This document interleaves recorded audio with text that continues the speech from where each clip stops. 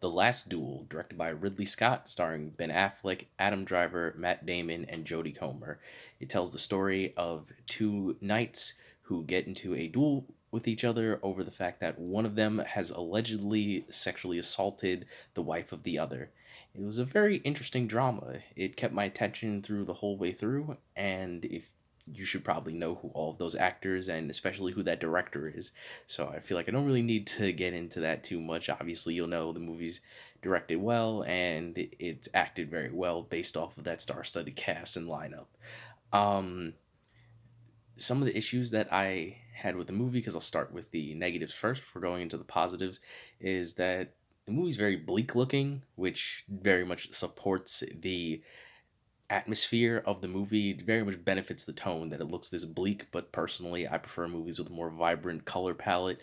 I just feel like bleak movies just kind of desaturate and they just kill the vibe of the movie. But like I said, it didn't upset the tone. It's just I personally have an issue with bleak looking films. I prefer color. I feel like even the most colorful things can depict a darker tone and atmosphere. But that's just me. The movie is told in a very interesting way that makes, at least for me, made me feel the length. This movie is about 2 hours and 30 plus minutes long, and it's told in chapters. So each chapter that the movie is broken up into talks about the story of what happens of the last duel via the three main characters' perspectives. So through Matt Damon's character Jean, through Adam Driver's character Jacques, and then through the wife Marguerite, played by Jodie Comer. Um, I didn't know the movie was going to be told in this way, so when I sat down watching it, I expected to just go through in chronological order, and I started off thinking it's kind of weird that they're just focusing on this one character, and then it went to chapter 2, and then chapter 3, and then eventually ended with the finale of the duel itself. I will say that it just felt long. This isn't one of those movies that you could just easily consume. Like, for example, I could watch Avengers Endgame or James Bond No Time to Die, like I saw last week. I could pop those in, watch them. I won't really feel the weight of how long they are because it just feels like time flies by. But this movie, it doesn't have that feeling. If you're going to sit down and watch this movie, you got to commit and be okay with the fact that you're going to really feel the time passing. Another gripe that I ended up having with the movie is that it feels like it's told in video game format, like a Telltale game or a David Cage game, like Heavy Rain or Detroit Become Human. It each chapter goes back to somewhat of the beginning of each story. So in chapter 1, you see everything for the first time. It sets up everything. Then chapter 2 starts, you re-see some of the events that you experienced, but from a different perspective. So it feels like someone restarting a chapter and choosing a different route based off of their decisions every single time the new chapter starts. Now, granted, as the movie progresses, they don't redo everything because certain characters weren't around when certain things happened, so it doesn't replay those events from their perspective.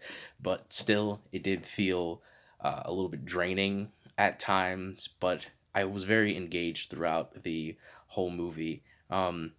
Some positives that I will get into: the duel at the end of the movie between Matt Damon and Adam Driver is brutal. It's very brutal, very engaging. Loved it. It felt like two people truly fighting for their lives rather than these two skilled warriors going at it like you would see in like some well choreographed action movie. No, this isn't that. These people are very vulnerable. You believe that they can be killed, and that is phenomenal in my opinion. I really did like that, and I think Ridley Scott directed the finale of the movie very well. I liked and felt the impact of the heavy ending of the movie. I believe it should have ended a scene sooner than it did, and then they should have just described what happened in the last scene like they did with the, like, this is what happened to these characters after the movie, in real life, what happened to these people. So I would have preferred that, so it had more of like a weighty ending, but that's besides the point. um Another positive is that as the movie goes on, it definitely gets more entertaining. I feel the first chapter of the movie is the weakest chapter. It sets up everything, but I grant that I went in knowing the plot. You don't really feel it because, like I said, everything's being set up before the big event happens, and then chapters 2 and 3, what the big thing happens and what like they're explaining through everyone else's perspective, and it just becomes more interesting because essentially chapter 1 is told from the perspective of Matt Damon's character and what he went through and what he saw in you had his personality and everything like that. And then once you get to chapters 2 and 3, it goes through Adam Driver's character and Jodie Comer's character, Jacques and Marguerite, and they're the aggressor and the victim in this case.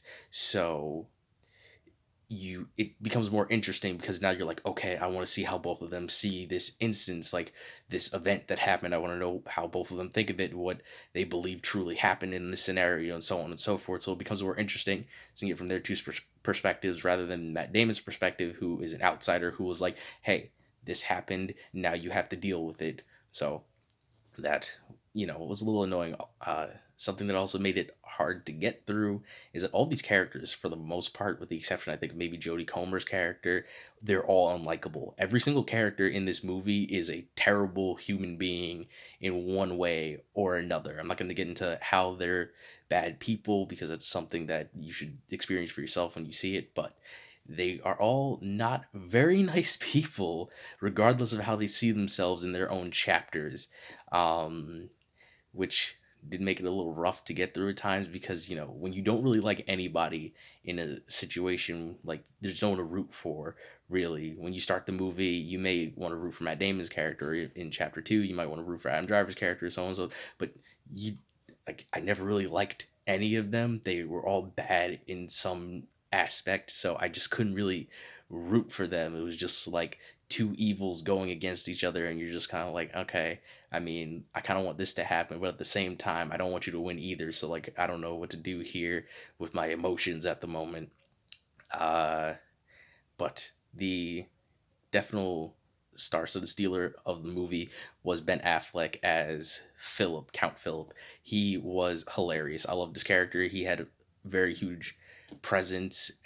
He was very vibrant. I enjoyed almost every time that he was on screen. He just increased the movie, and this movie was actually really funny, which is something I never really expected to see. It has a lot of like serious humor in it. Like, it's just everything. This was a drama, obviously, so the movie's taken very seriously, but within those serious moments, like in chapters 2 and 3, there are moments that's just like, okay, this is actually pretty funny, like from a realistic aspect. Like, if you saw this happen to somebody, you'd be like, all right, this is kind of funny. I'm not gonna lie, I would laugh if I was there witnessing this happen, which I really did enjoy. Yeah, so The Last Duel, very good movie.